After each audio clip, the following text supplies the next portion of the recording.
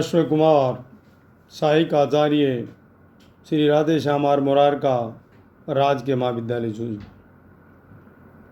प्यारे विद्यार्थियों, हम बीकॉम पार्ट थर्ड विषय ABST प्रश्न पत्र प्रथम अंकेक्षण में प्रबंध लेखांकन में हमने कंपनी अंकेक्षण के संबंध में अध्ययन प्रारंभ किया और कंपनी अंकेक्षण में हमने इसे पूर्व अंकेक्षक प्रारंभ करने से पूर्व की तैयारी के लिए विस्तृत से अध्ययन करते हुए उनको पूरा किया। आज हम कंपनी अंकेक्षण में जो महत्वपूर्ण बिंदु है वो अंश पूंजी शेयर कैपिटल, उसके बारे में अध्ययन करेंगे। अब सबसे पहले पूंजी, जो कंपनी की स्थापना करने के लिए या उससे कंपनी स्थापित करके व्यापार प्रारंभ करने या जो भी कार्य करना उसके लिए यदि महत्वपूर्ण बिंदु या महत्वपूर्ण आवश्यकता है तो पूंजी की। बिना पूंजी के किसी कंपनी या व्यापार या फर्म उसका संचालन नहीं किया जा सकता। अतः पूंजी महत्वपूर्ण है और पूंजी कैसे प्राप्त की जाए वो भी जरूरी है। तो प्रथम जो पूंजी है उधार ली जा सकती है, लेकिन उधार पूंजी एक सीमित मात्रा में प्राप्त हो सकती है। अतः इसके लिए जो योजना भारतीय कंपनी विधान के अंतर्गत कंपनी की स्थापना करने के लिए उस पश्चात यदि पूंजी की आवश्यकता है तो उस पूंजी के लिए सबसे महत्वपूर्ण पूंजी का जो साधन माना वो है अंश पूंजी शेयर कैपिटल। शेयर कैपिटल प्रत्येक कंपनी पार्षद सीमा नियम में अंश पूंजी की अधिकतम सीमा निर्धारित करती है। प्रत्येक कंपनी है उसका जो हमने अभी पढ़ा था पार्षद सीमा नियम और अंतर नियम, उसके तहत जो पार्षद सीमा नियम है कंपनी का उसमें अंश पूंजी की अधिकतम जो ऊपरी सीमा है अधिकतम सीमा है उसको निर्धारित करती है, जिसे कि उसके अपने जीवन काल में निर्मित करने का अधिकार है। ये पूंजी अधिकृत पूंजी कहलाती है। अर्थात सामान्य शब्दों में कह सकते हैं कि कंपनी पार्षद सीमा नियमों में अंश पूंजी की अधिकतम सीमा जो निर्धारित करती है, जिसे कि वह उसे अपने जीवन काल में निर्मित करने का अधिकार उसके पास है, ऐसी जो पूंजी है वो पूंजी अधिकृत अंश पूंजी कहलाती है। और इस पूंजी में से एक भाग को या समस्त पूंजी को एक साथ निगमन किया जा सकता है या अलग अलग टुकड़ों में भी इसका निगमन किया जा सकता है। अतः अंश पूंजी निश्चित मूल्य के अंशों में विभाजित रहती है। जो अंश पूंजी है उस अंश का मूल्य, जो शेयर है उसका मूल्य है वो निश्चित होता है। अर्थात अंश पूंजी निश्चित मूल्य के अंशों में विभाजित रहती है। अंश भी कई प्रकार के होते हैं और भारतीय कंपनी विधान 2013 के अंतर्गत एक कंपनी द्वारा केवल 2 ही प्रकार के अंश निर्मित किए जा सकते हैं। उसमें अधिमान अंश, दूसरा इक्विटी अंश। अधिमान अंश भी कई प्रकार के हो सकते हैं, जैसे संचयी, असंचयी, सह लाभ, शुद्ध अधिमान अंश आदि हो। इस प्रकार अंशों के अंकित मूल्य के बराबर कीमत पर ही प्राय निर्मित किया जाता है, किंतु कभी कभी अंकित मूल्य से अधिक मूल्य या कम मूल्य में भी निर्मित किया जा सकता है। अतः अंश निर्गमन की प्रक्रिया क्या है इसका हम अध्ययन करेंगे कि अंश निर्गमन की प्रक्रिया क्या है। हमने शेयर कैपिटल अंश पूंजी के संबंध में अध्ययन किया है, उसके समझा है, और उसमें जो अंश हैं जो निर्मित किए जा सकते हैं वो 2 प्रकार के होते हैं। उसमें अधिमान अंश प्रेफरेंशियल शेयर और दूसरे हैं इक्विटी अंश। अब अंश निर्गमन की प्रक्रिया क्या है, उसमें सबसे पहले बिंदु है आवेदन, एप्लीकेशन। एक सार्वजनिक कंपनी को अंश निर्गमन से पूर्व पर विवरण की एक प्रतिलिपि कंपनी रजिस्ट्रार के पास भेजनी होती है और फिर परिविवरण जनता में निर्गमित किया जाता है। सबसे पहले एक सार्वजनिक कंपनी को अंश पूंजी जब निर्गमन करना है तो पूर्व परिविवरण की एक प्रतिलिपि हो कंपनी का जो रजिस्ट्रार है उसके पास भेजनी होती है और फिर परिविवरण को जनता में निर्गमित किया जा सकता है। कंपनी द्वारा आवेदन पत्र के प्रत्येक फॉर्म के साथ परिविवरण की प्रतिलिपि है वो नथी की जाती है। परिविवरण तथा आवेदन पत्र जारी करने से पूर्व कंपनी संचालक अपनी बैठक में एक प्रस्ताव पास करके कि किसी अनुसूचित बैंक में अपना खाता खोलने का निश्चय करते हैं और तत्पश्चात बैंक में खाता खोल लिया जाता है। प्रार्थना पत्रों के साथ सूचना दी जाती है कि जो व्यक्ति अंश खरीदना चाहे वे आवेदन पत्र के साथ आवेदन राशि बैंक में जमा करा दे। बैंक इन प्रार्थना पत्रों को एकत्रित करता है तथा पत्र प्राप्त आवेदन राशि को अंश आवेदन खाते में जमा करता रहता है। प्राय बैंक प्रतिदिन अथवा एक निश्चित समय के अंतर से आवेदन पत्रों को आवेदन राशि की सूची के साथ कंपनी के पास भेजता रहता है। कंपनी में इन आवेदन पत्रों की जांच के बाद उनका आवंटन या बंटन पुस्तकों में लिख लिया जाता है। जब भी अंशधारी अंश खरीदता है, जब मार्केट में अंश जारी किए जाते हैं और उसमें बैंक खाते की सूचना उसके साथ रहती है, जो व्यक्ति अंश खरीदता है, शेयर खरीदता है, वो आवेदन के जो राशि जितने रुपए का अंश है, कितने अंश खरीदता है, उस हिसाब से उसको मल्टीप्लाई करके उसकी राशि बैंक में जमा करा देता है।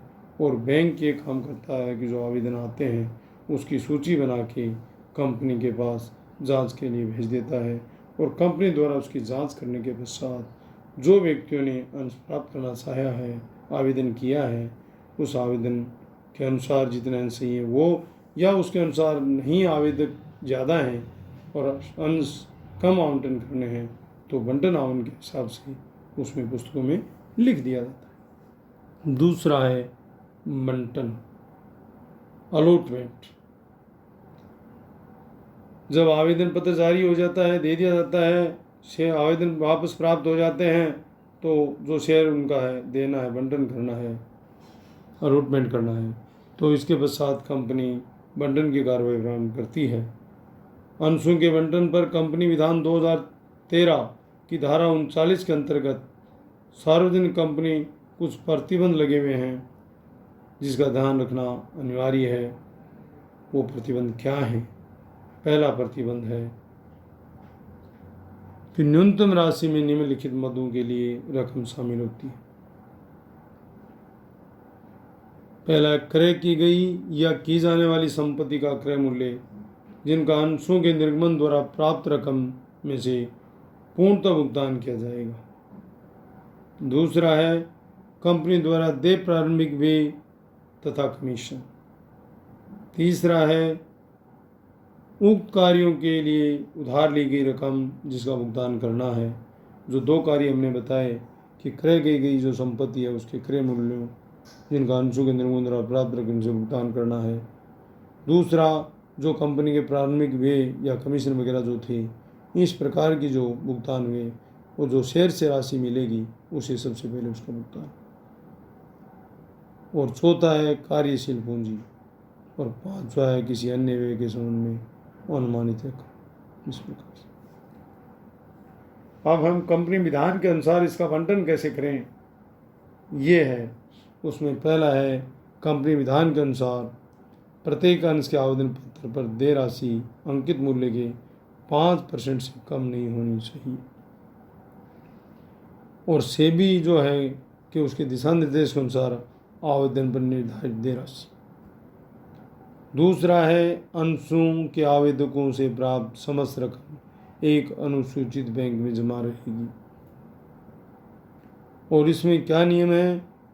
जब तक धारा 11 के अंतर्गत व्यापार प्रारंभ करने का प्रमाण पत्र नहीं लिया जाता है, अथवा दूसरा, जब यह प्रमाण पत्र पहले से ही प्राप्त कर लिया गया है, यह रकम अनुसूचित बैंक में तब तक जमा रहेगी जब तक कि वह समस्त रकम कंपनी को प्राप्त नहीं हो गई है।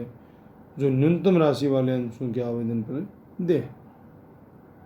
और यदि कंपनी को ये समस्त रकम प्राप्त नहीं होती है तो आवेदकों से प्राप्त रकम को बिना ब्याज के नीचे दिए जो अनुच्छेद हैं 3 उसके अनुसार उन्हें लौटा दिया जाएगा।